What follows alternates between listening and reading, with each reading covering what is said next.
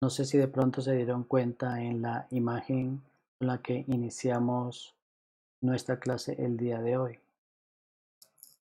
Las dos imágenes representan la gracia y el pacto, la extensión del amor de Dios para rescatar al hombre y colocarlo en el lugar el cual ha sido su voluntad junto a él. Y la teología del pacto, que habla de esa señal del pacto que le fue dada a Noé en el diluvio. ¿Qué es la teología del pacto? La teología de las iglesias reformadas se destaca en la importancia que le da a los pactos. Un prototipo se encuentra en la teología patrística que fue sistematizada por Agustín de Hipona, quien deduce dos pactos en la Escritura. Uno, el de las obras, y segundo, el de la gracia. ¿Qué es un pacto? Un pacto es un acuerdo formal entre dos o más personas que establece y define los límites de esa relación. La teología del pacto sostiene que Dios toma la iniciativa de relacionarse con el ser humano siempre por medio de pactos. Para el primer pacto, el que estamos mirando, el de las obras, ¿cuáles fueron las partes? ¿Qué partes entraron en ese acuerdo? Dios y Adán. La promesa del pacto, ¿cuál era? Era la vida que el Señor daría a Adán. ¿Y cuál era la condición para recibir esa vida y esa comunión con Dios? Era la obediencia perfecta de Adán. ¿Y cuál era la penalidad en caso de que no se cumpliera ese acuerdo? Era la muerte. Un acuerdo entre dos partes. Dios toma la iniciativa. Dios se acerca al hombre y establece una relación. En esa relación, Adán debía obedecer de una manera perfecta a Dios. Pero ya conocemos la historia, falló. ¿Y qué sucedió cuando él falló? Él murió espiritualmente. Y luego que murió espiritualmente junto con Eva, fueron desterrados de Edén. Y ya conocemos las maldiciones que acarrearon esa desobediencia. Para salvar al hombre del castigo debido a esa desobediencia, entró en efecto un segundo pacto hecho desde la eternidad, llamado el pacto de gracia. También encontramos que dentro de este pacto, cuando se habla del pacto de gracia, también hay una forma en la que se incluye otro pacto más, que es el de la redención. Pero ese pacto de la redención se da entre el Hijo y el Padre en la eternidad y traen la gracia al hombre para salvarle. Mirando otra vez, para salvar al hombre del castigo debido a su desobediencia, entró en efecto un segundo pacto hecho desde la eternidad. ¿Y cómo se llamó ese pacto? El pacto de gracia. A través del Antiguo Testamento hubo sucesivas proclamaciones de ese pacto. La teología del pacto cree que la estructura de la relación de Dios con la humanidad se basa en pactos y no en dispensaciones. Si lo miramos, es la antítesis del dispensacionalismo. Es un pacto donde hay un acuerdo, dos partes, y se debe cumplir ese acuerdo. Dios daría la vida, Adán, ¿qué tenía que hacer? Obedecer. Las dispensaciones, el hombre viene, falla, el Señor le da otra oportunidad, tiene otra manera de administrar ese tiempo, de ofrecer la vida al hombre y la bendición a través de una administración que él debe realizar en su vida y llevarlo a cabo. Por ejemplo, en la Escritura leemos de diferentes pactos que marcan distintas épocas de la historia de la redención. Por ejemplo, el pacto con Noé. ¿Recuerdan el pacto de Noé en el diluvio? Que no volvería a destruir a la humanidad. El pacto con Abraham en Génesis capítulo 12, donde le habla que va a multiplicarle, que le dará una descendencia. El pacto con Moisés y la ley, el pacto con David y el nuevo pacto con nuestro Señor Jesucristo. Dios se relaciona con el hombre. Los pactos son acuerdos formales y Dios explica lo que ofrece, las bendiciones, pero también las condiciones. Recordemos un poco en Deuteronomio capítulo 28 cuando habla de las maldiciones y de las bendiciones. ¿Cuál es la manera en la que el pueblo de Israel podría acceder a esas bendiciones? Era con la obediencia. Dios explica allí en el capítulo 28 y 29 de Deuteronomio cuáles son las bendiciones y cuáles son las maldiciones de la desobediencia. Sí establece las condiciones. ¿Qué le ofrece? La bendición. ¿Qué tiene que hacer el hombre? Obedecer. Representación tiene alguien que es responsable. Una representación del pacto. Alguien es responsable. El pacto con Noé, ¿quién era el responsable? Noé era la persona responsable. En el de Abraham, Abraham era el responsable. En la de la ley, Moisés era el responsable. David era responsable. Una persona era responsable. Y nuestro Señor Jesucristo con el nuevo pacto era el responsable de que se diera cumplimiento a las condiciones establecidas. Cuando falló ese hombre, cuando falló quien era el responsable, vinieron las consecuencias. Es una teología sistemática, es una teología basada en un estudio ordenado. El pacto de obras, Dios y Adán, es condicional. Y el pacto de la gracia, la salvación es por fe. Muy importante. El pacto de las obras que se hizo con Adán en el Edén era condicional. Tenías que cumplir para obtener.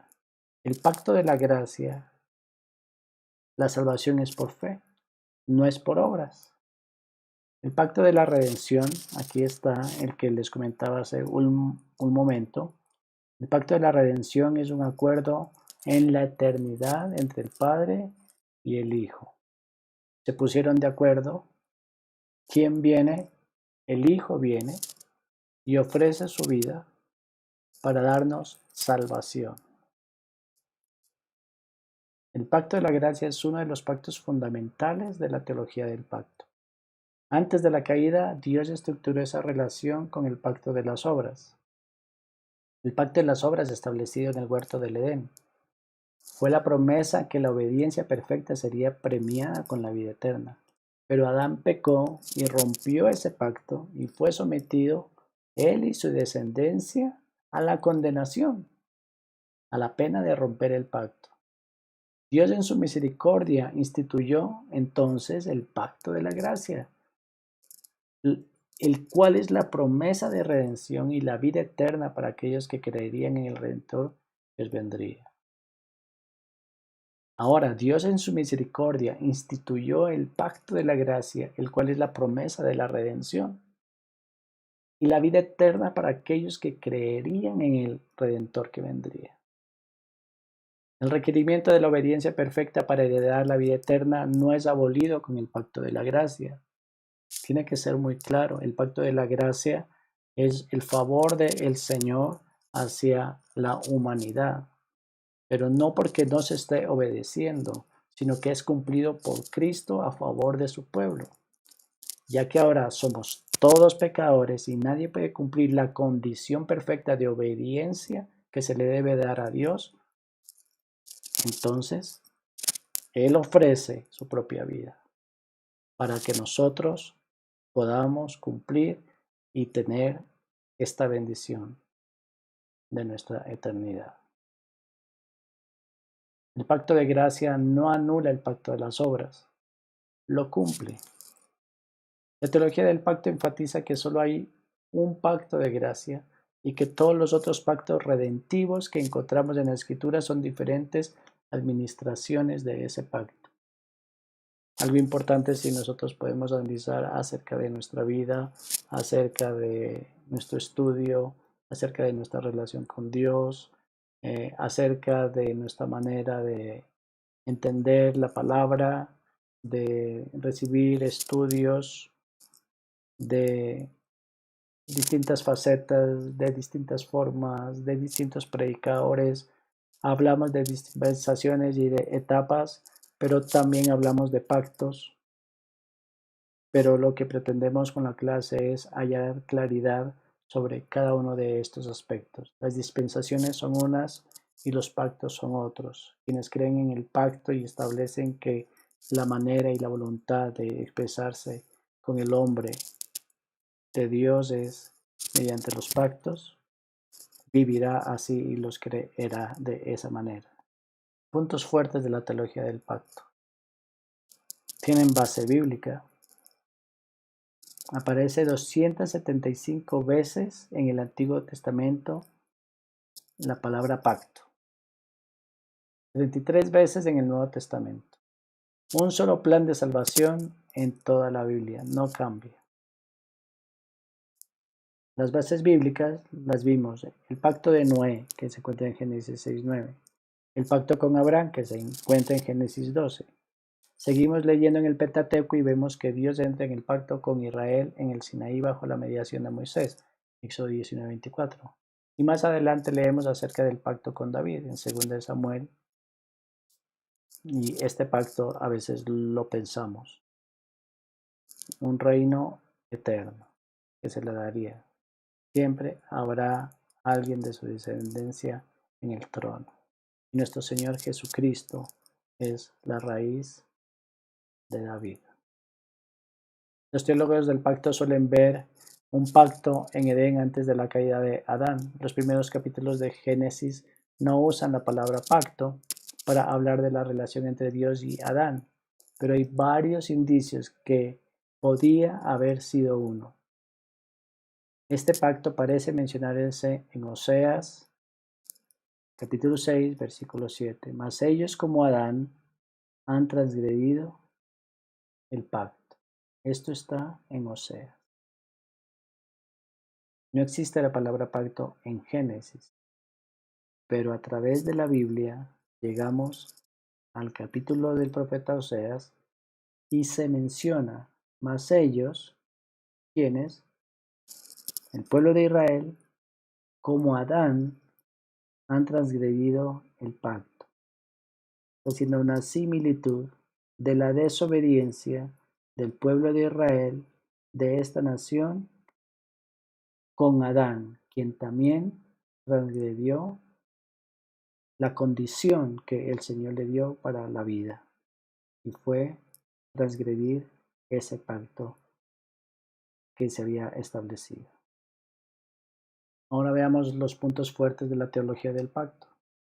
Un solo pueblo de Dios, no son dos, no es Israel y la iglesia, es un solo pueblo, como aparece en el libro de Galatas.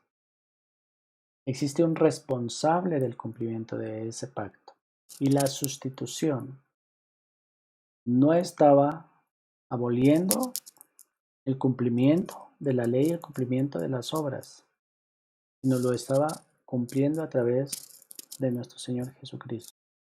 Existía una representación a quien se le daba la responsabilidad de cumplir ese pacto. Ya lo vimos, David, el pueblo de Israel, con Moisés, nuestro Señor Jesucristo. Pero Jesucristo aparece como la sustitución de ese responsable de esa obediencia. ¿Quién debía obedecer? El hombre debía obedecer. ¿Quién lo sustituyó? Nuestro Señor Jesucristo, viniendo a este mundo y muriendo en la cruz por nuestros pecados. Él asumió el castigo que debería ser sobre nosotros y nos dio la oportunidad de acceder a esa gracia, a ese pacto de gracia, para obtener nuestra eternidad. Y eso nos da seguridad de salvación. Bueno, pero también hay unas críticas en la teología del pacto. carece de base bíblica con respecto al pacto de la gracia, el que estamos viendo, y el pacto de la redención, donde se realiza ese acuerdo entre Dios y el Hijo para venir y cumplir.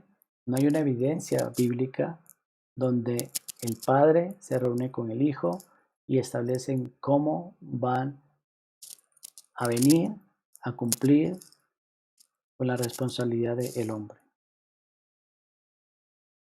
No hay una evidencia bíblica de ese acuerdo en el cielo. Propone demasiada continuidad entre el uno y el otro. Hay etapas muy largas entre el uno y el otro.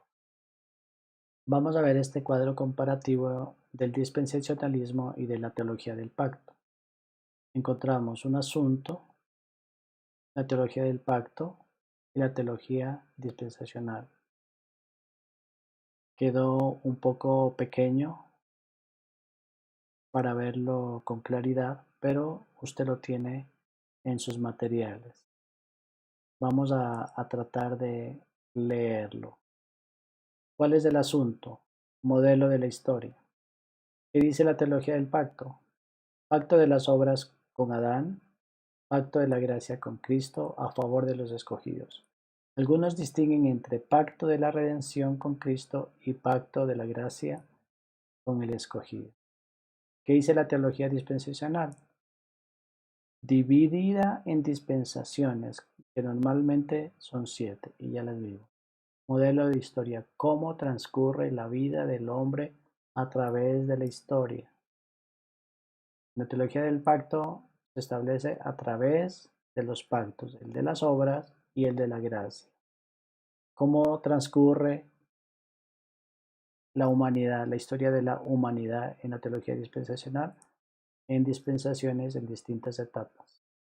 ¿Cuál es la perspectiva de la historia de la teología del pacto? Es optimista. Dios está extendiendo su reino. ¿Cómo es la perspectiva de la historia de la teología dispensacional? Es pesimista. Es pesimista en el sentido que los últimos días estarán caracterizados por un incremento de la maldad y el mundo en apostasía. Y súmele a esto el sufrimiento y todas las calamidades que vienen para el tiempo del fin. ¿Cuál es el propósito de Dios en la historia para la teología del pacto? Hay un propósito unificador redentor. ¿Cuál es el propósito de todos los pactos y de toda la historia que aparece en la Biblia? Un propósito redentor. En la teología dispensacional hay dos propósitos distintivos. Uno que es terrenal, del pueblo de Israel, donde será restaurada su tierra, y otro celestial, que será para la iglesia. ¿Cuál es la perspectiva de los pactos bíblicos? Son diferentes administraciones del pacto de gracia. Señalan periodos de tiempo durante los cuales los tratos de Dios con los hombres varían. En la teología dispensacional, Dios estableció las maneras de venir al hombre y darle una nueva oportunidad siempre. ¿Cómo es la relación entre el Antiguo y el Nuevo Testamento en cada uno? En la teología del pacto se acepta la enseñanza del Antiguo Testamento a menos que se especifique que está abrogada por el Nuevo. En la dispensacional, las prescripciones del Antiguo Testamento no obligan a menos que estén reafirmadas en el Nuevo. ¿Cómo es la relación entre Israel y la Iglesia? En la teología del pacto, la Iglesia es el Israel espiritual en continuidad con el verdadero Israel del Antiguo Testamento. Y en la dispensacional, la Iglesia es el pueblo espiritual de Dios distinto de Israel, que es su pueblo físico. ¿Qué acerca de las profecías del Antiguo Testamento? Atañen a la Iglesia. ¿Qué de las profecías del Antiguo Testamento para la dispensacional? Atañen a Israel. ¿Cómo es la era de la Iglesia en la teología del pacto? Es la continuidad del propósito redentor del Señor. ¿Cómo es en la dispensacional? Es un paréntesis entre la manifestación pasada y futura del reino. Porque el dispensacionalismo establece que hubo un momento de esa semana que falta por cumplir donde la historia o el tiempo de Israel se detuvo para darle cabida a la era de la iglesia. Y en esa era de la iglesia, efectivamente, la gracia del Señor está actuando. Y luego vendrá cuando la iglesia sea raptada, cuando venga el arrebatamiento, se cumplirá esa 70 semanas que hace falta sobre el pueblo de Israel. ¿Cuál es el papel del Espíritu Santo? En la teología del pacto, el Espíritu Santo mora en el pueblo de Dios a lo largo de toda la historia. Siempre ha estado el Espíritu Santo a lo largo de la historia. En la dispensacional, el Espíritu Santo mora en el pueblo de Dios entre el Pentecostés y el rapto. En la dispensacional, cuando se estudia el Antiguo Testamento, se encuentra en los hombres del Señor, en los hombres escogidos, aquí, en quien Él hallaba gracia, depositaba su espíritu. Y vino el Espíritu de Dios sobre mí. Muchas veces encontramos esa referencia. Y vino el Espíritu del Señor. El Señor habló a una persona y era quien llevaba la palabra. Ahora en la era de la iglesia, el Espíritu Santo está en el pueblo de Dios. Mora en el pueblo de Dios. El Espíritu Santo mora en el pueblo de Dios y será así hasta cuando el Señor venga. ¿Qué habla acerca del bautismo? El pacto unificado generalmente apoya el bautismo de los niños en la teología del pacto. En la dispensacional, la distinción de Israel y la iglesia a veces, la distinción Israel-iglesia a veces se usa para apoyar el bautismo de adultos. ¿Qué implicaciones sociales tiene la teología del pacto? Se enfatiza el mandato cultural. ¿Cuáles son las implicaciones sociales en la dispensación? La única manera de salvar al mundo es salvando individuos, por lo tanto, el evangelismo tiene la prioridad sobre la acción social. La acción social es un mandato cultural, servir a las personas, ser generoso, ser misericordioso, ser compasivo, ayudar al necesitado, ser ese samaritano para la humanidad. En la dispensacional, no sin tener esto que estamos viendo en cuenta en la teología del pacto, le añade la prioridad a la salvación de los individuos. Ir a todo el mundo y predicar el Evangelio para que las personas sean salvas y conozcan al Señor. Y luego, como resultado de esa gracia recibida, servirán al prójimo. La escatología, generalmente amilenarista, raramente postmilenarista, ocasionalmente premilenarista. Ya vimos la escatología. Para los teólogos del pacto, la escatología es amilenarista, postmilenarista y muy raramente, ocasionalmente premilenarista. Para la dispensacionalista, es premilenarista y normalmente pretribulacionista. ¿Qué sucede en el milenio? En la teología del pacto es simbólico, a veces identificado con la era de la iglesia. Y y en la dispensacional es literal, un reino de 1000 años en la tierra tras la segunda venida.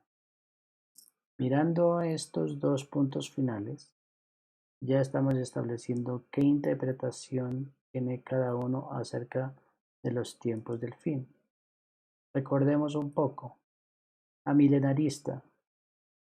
No creen en el cumplimiento literal de los 1000 años. Hay postmilenaristas, o que el milenio será después de la segunda venida del Señor. No hay rapto. Y ocasionalmente premilenarista. Ocasionalmente. Si hay unos de la teología del pacto creen en la venida del Señor antes del milenio. Pero en la dispensacionalista es muy claro que son premilenarista y pretribulacionista. La iglesia no pasará por la gran tribulación.